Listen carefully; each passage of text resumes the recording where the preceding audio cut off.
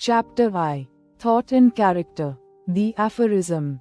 As a man thinketh in his heart, so is he, not only embraces the whole of a man's being, but is so comprehensive as to reach out to every condition and circumstance of his life. A man is literally what he thinks, his character being the complete sum of all his thoughts.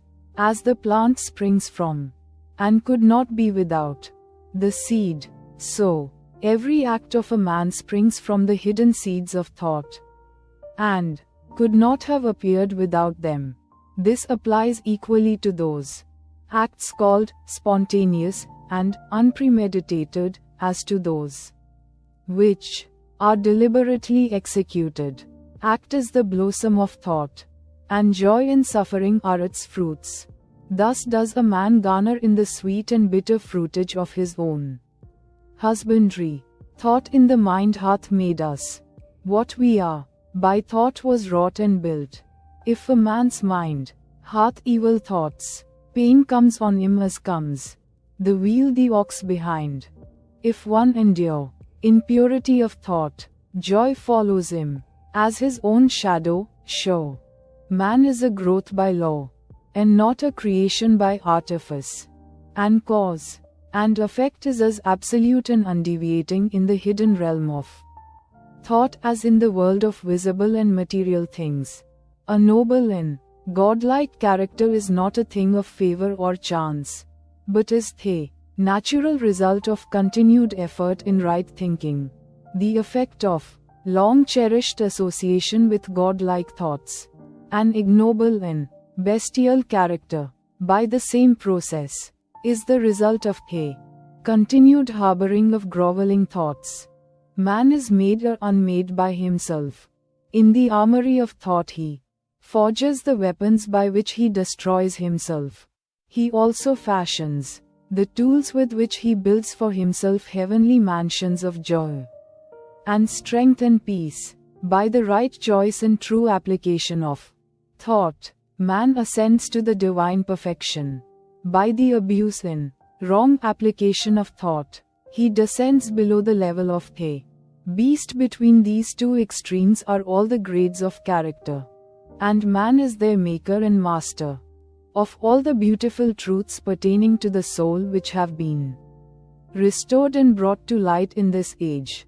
None is more gladdening or fruitful of divine promise and confidence than this, that man is the master of thought, the molder of character, and the maker and shaper of condition, environment, and destiny. As a being of power, intelligence, and love, and the lord of his own thoughts, man holds the key to every situation, and contains within himself that transforming and regenerative agency by which he may make himself what he wills.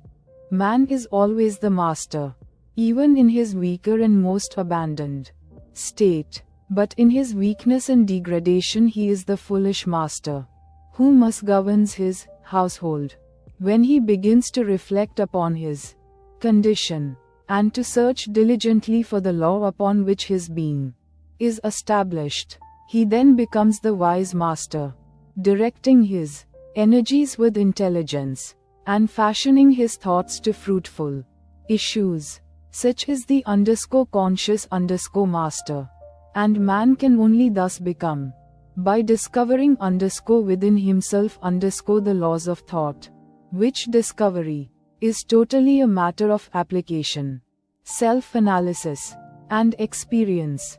Only by much searching and mining are gold and diamonds obtained, and man can find every truth connected with his being, if he will dig deep into the mine of his soul, and that he is the maker of his character, the molder of his life, and the builder of his destiny.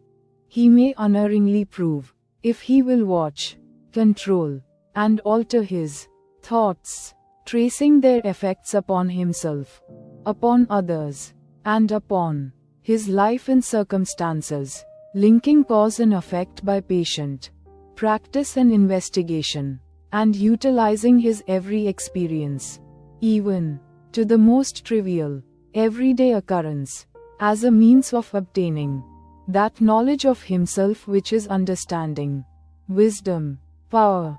In this direction, as in no other, is the law absolute that he that seeketh findeth, and to him that knocketh it shall be opened.